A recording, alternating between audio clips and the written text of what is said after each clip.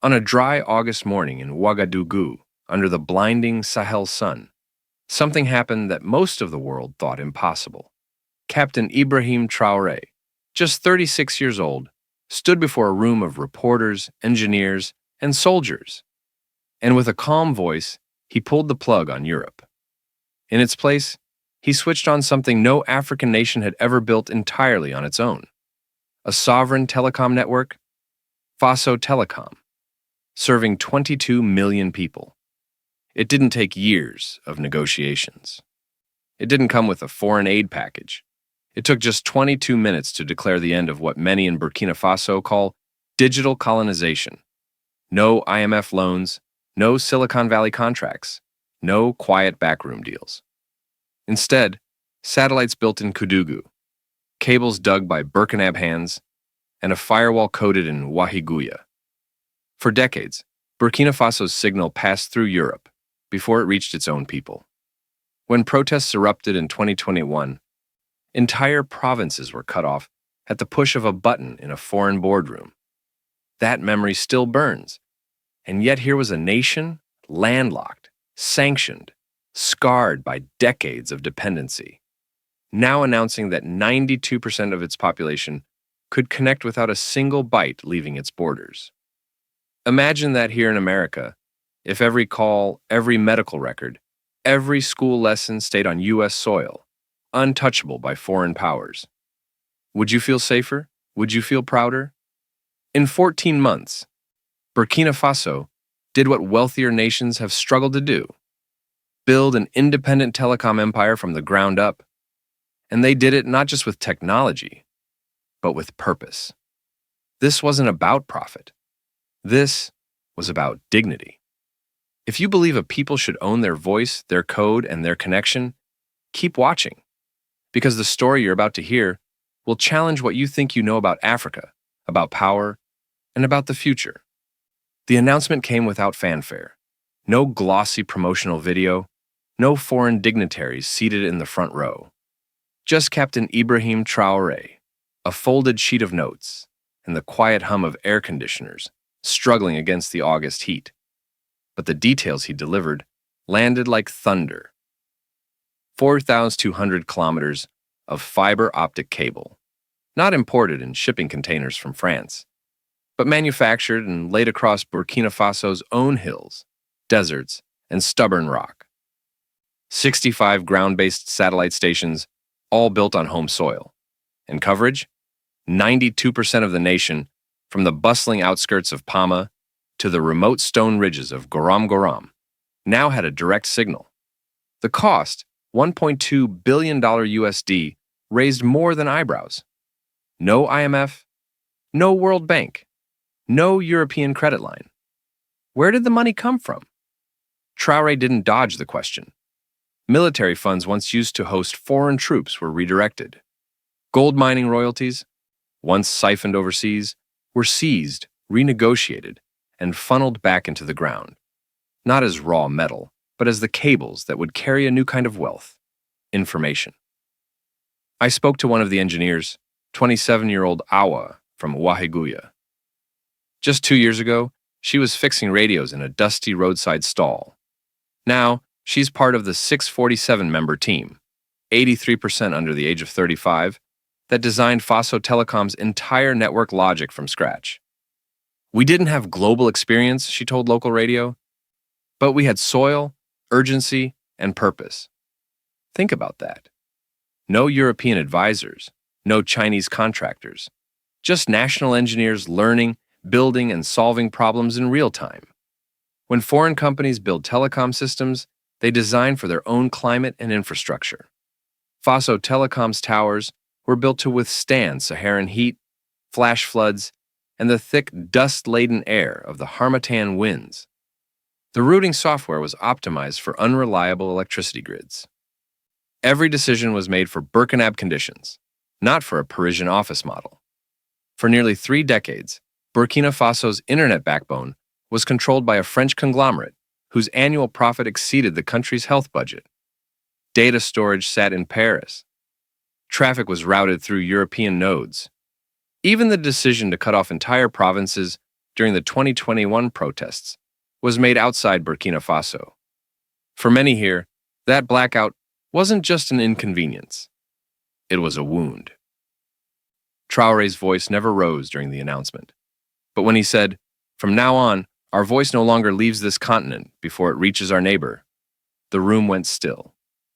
The weight of that line, for anyone who has lived under someone else's switch, was heavier than any number he could have given. In America, we talk about cybersecurity and infrastructure resilience. Imagine if your home state's power grid or communication system was owned entirely by a foreign entity, with the ability to shut it off whenever it suited their politics. Would that feel like sovereignty? The deeper truth is this: Faso Telecom isn't just a technical achievement. It's a psychological one. For decades, young Burkinabé engineers were told to gain experience abroad or wait for foreign investment. Now, they've built something on par with the most advanced sovereign networks in the world in just over a year.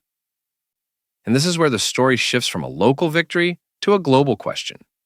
If a small landlocked country with a GDP under $18 billion can build a sovereign telecom grid without foreign hardware dependencies, what excuse do larger, richer nations have for their own digital vulnerabilities? If you believe independence isn't about isolation, but about deciding your own terms, let us know in the comments where you're watching from, because the next chapter in this story might affect you more than you think. If the announcement itself was a thunderclap, the reactions were the lightning that followed. Fast, blinding, and impossible to ignore. Within hours of Captain Ibrahim Traoré's speech, headlines flashed across African and European news outlets. "Burkina Faso breaks away," one declared. Another read, "Africa's quiet telecom revolution." But in the corridors of foreign ministries, it wasn't quiet at all. For the Burkinabé people, the moment was more than historic. It was personal. In the town of Kaya, an older man named Salifu, a retired schoolteacher, gathered with his neighbors around a small television. He had lived through decades when international calls required a visit to the post office and a prayer that the line would hold. "I never thought I would see this in my lifetime," he told a local reporter. "Now, when I speak to my brother in the next province, I know no one else is listening." And yet, not everyone celebrated. In Paris, shares of Telrea SA, the French telecom giant that had operated in Burkina Faso for 27 years, dropped sharply. The company had officially lost its operating license by executive decree, a decision signed just 72 hours before the public launch. In Luxembourg, Helionet Group, which owned parts of underground fiber routes, filed a $276 million arbitration case, accusing Burkina Faso of economic destabilization and breach of contract.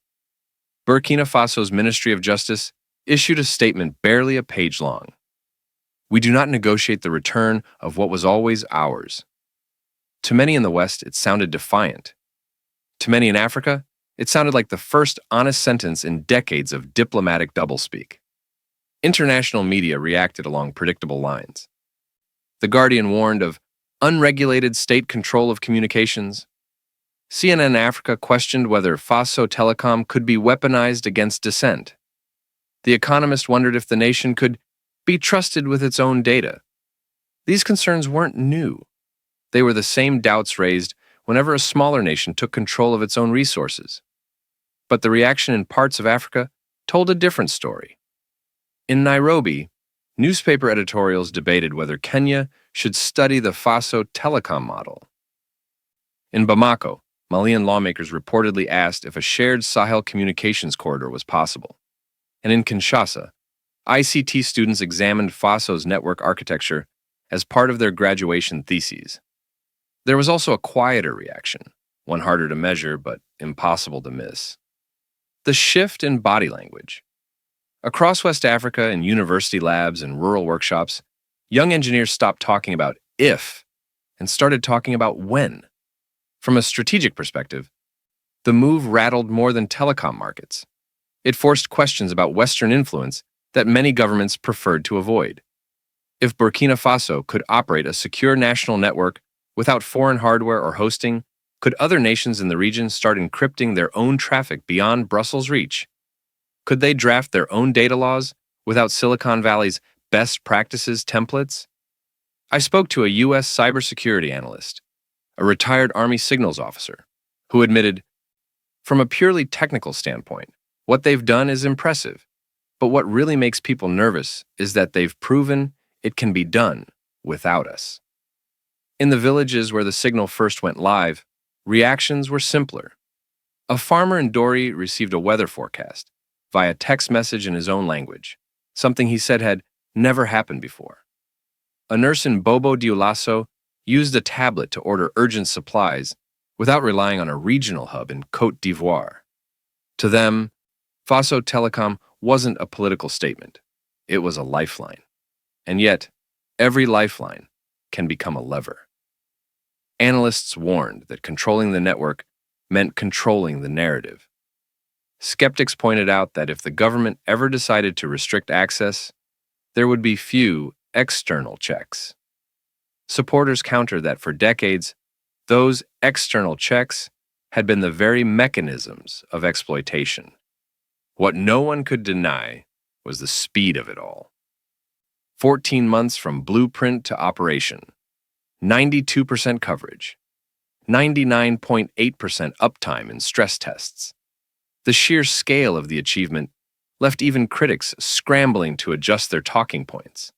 If you were cut off from your phone or internet tomorrow, who would you trust to turn it back on? Your own people or a foreign company thousands of miles away? Think about that before you decide where you stand. The day Faso Telecom went live, most of the attention stayed on the numbers.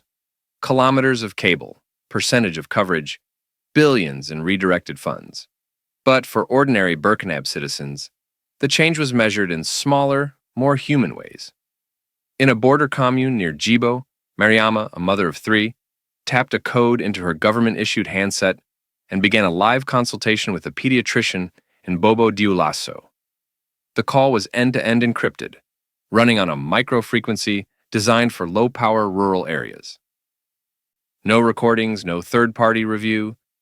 Her voice was heard only by the doctor she chose. Just a year earlier, such a conversation would have been impossible without routing through foreign servers, and it might have been too expensive to even attempt. In Kaya, a 12-year-old boy named Hamadou logs in each morning to Faso Learn, an online education portal powered by solar tiles on the school roof. His lessons in geometry and ecology are taught in his own language by volunteer teachers from the University of Ouagadougou. The quizzes are automatically graded, and his progress is backed up on a national server in Manga, a server no foreign company can touch. These are not luxuries. They are the new definition of basic infrastructure, and they are rewriting what it means to be connected in a country where, just 4 years ago, entire provinces could be cut off for 72 hours during political unrest. Politically, the shift has been seismic. For nearly 3 decades, foreign companies held the keys to Burkina Faso's digital backbone. Licensing fees were locked in foreign currencies, profits were shipped overseas, and infrastructure decisions were made in corporate boardrooms in Paris and Marseille. That arrangement ended the moment Traoré signed the termination order. The immediate fallout? Foreign firms lost legal standing to operate within Burkina Faso's telecom space. Contracts once considered untouchable were voided overnight. Lawsuits followed, some loud, some quiet. But the message to the public was clear. The wires under your feet now answer to you, not to someone else. In the capital, this move boosted Traoré's domestic standing. For supporters, it confirmed his image as a leader willing to defy the odds and reject dependency. For opponents, it raised fears of concentrated state control over the nation's most critical infrastructure. Civil society groups debated whether a sovereign network could be both secure and free from abuse. The government's answer was a public commitment to transparency, with code audits conducted by local universities, not foreign oversight boards. Internationally, Faso Telecom's rise disrupted more than just corporate profits. Regional alliances began to shift. Mali and Niger opened informal talks with Ouagadougou about creating shared signal corridors, integrated networks that could operate independently of European carriers. In Ghana and Sierra Leone, opposition MPs openly questioned why their nations still relied on foreign-owned telecom grids. The United States, while not a direct telecom operator in the region, took notice. The Commerce Department quietly requested details on spectrum management and encryption standards. No official response came. The silence was deliberate, a reminder that sovereignty means not having to explain your blueprints to anyone. From a national security perspective, the impact was immediate. Domestic encryption meant that sensitive data, from police communications to election systems, could be shielded from interception by outside powers.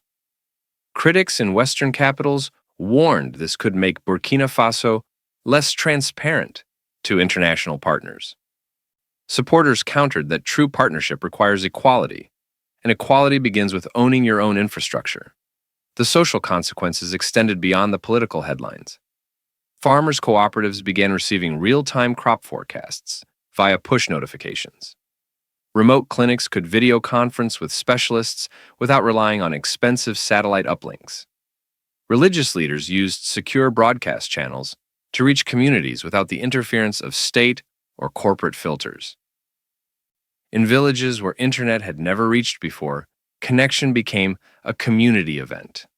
Families gathered in front of shared devices to stream national news, participate in government consultations, or watch cultural programs produced locally. The pride was palpable. This was their signal, their voice, their narrative. If your community could control its own connection, deciding who hears your voice, who stores your memories, and who protects your data, how much safer would you feel? Think about it, because that's exactly what's at stake here. When news of Faso Telecom's launch reached Washington, it didn't lead the evening news, but in certain rooms, the kind with no cameras and no windows, it became a topic of quiet concern. For U.S. strategists, the development struck at the heart of a long-standing assumption that African digital infrastructure would remain tied by technology or by policy to Western standards and oversight. The fact that Burkina Faso had built a sovereign network with no U.S. hardware dependencies, no European hosting, and no foreign spectrum licensing was both impressive and unsettling. The U.S. Commerce Department quietly sent a request to Ouagadougou for clarification on spectrum governance and encryption standards. The Burkinabé government didn't respond, not with hostility, but with silence, a silence that said, sovereignty means we don't have to explain. For decades, Washington's approach to Africa's digital future was framed around capacity building, often meaning funding, training, and templates designed abroad. Faso Telecom flipped that script. This wasn't capacity borrowed, it was capacity built, on local terms, in local languages. In Brussels, EU officials worried aloud about fragmentation in global communications networks. France, the nation with the most to lose, reacted more sharply. French telecom companies had been entrenched in Burkina Faso for nearly 3 decades, their contracts tied to broader trade agreements. The sudden voiding of those contracts and the refusal to pay arbitration claims was seen not just as an economic hit, but as a precedent other former colonies might follow. Across Africa, the response was mixed, but animated. In Nairobi, op-eds asked if Kenya's own data should be stored on Kenyan soil. In Kinshasa, ICT students studied Faso Telecom's switching algorithms as part of their thesis projects. The African Union quietly scheduled closed-door talks on digital sovereignty frameworks for member states. From a U.S. national security perspective, the stakes extend beyond one country's telecom grid. A sovereign network in the Sahel means secure channels for political and military coordination beyond the reach of existing surveillance partnerships. It also means that future U.S. engagement in the region may require new strategies, ones built on mutual respect rather than assumed access. If your country could control every wire, every tower, every byte of its own signal, Would you see it as a threat or as freedom? Your answer might depend on whether you're holding the wire or trying to tap it. The launch of Faso Telecom is more than a technological upgrade. It is a line drawn in the red Sahel sand, a public declaration that the age of asking permission may be ending for parts of Africa. But lines once drawn invite challenges. Already lawsuits are pending. Corporate lobbying is intensifying. Western governments are recalibrating their diplomatic tone. In the coming months, Burkina Faso will face pressure, not only to keep its network running, but to keep it independent. And the stakes are not just technical, they are political, economic, and deeply human. If the African military alliance with Mali and Niger strengthens in the next 3 months, Faso Telecom could become the backbone of a secure, regional communications grid, the kind that could coordinate agriculture, healthcare, and even defense without foreign relays. But if alliances falter, Burkina Faso could find itself isolated, targeted economically, and vulnerable to the very forces it has just pushed away. For the U.S., the question is whether to treat this as a threat or an opportunity. A threat if the priority is control. An opportunity if the priority is stability. For older Americans watching, this may feel familiar. A small nation asserting itself, as your own country once did, not by asking for freedom, but by declaring it. Imagine if your own calls, records, and private messages were once routed through foreign servers without your consent. And then, in a single year, you took them back. Would you give them up again? Burkina Faso's story is unfinished. The towers still hum, the cables still carry voices, but the next chapter will be written not in Ouagadougou alone. It will be written wherever people decide they no longer need permission to connect. If this story stirred something in you, pride, doubt, hope, share it. If you believe justice, dignity, and security are worth defending, tell someone. And if you've ever felt the weight of being spoken for instead of speaking for yourself, let that be the moment you raise your voice. God bless those who build, and God bless the land that defends what it builds.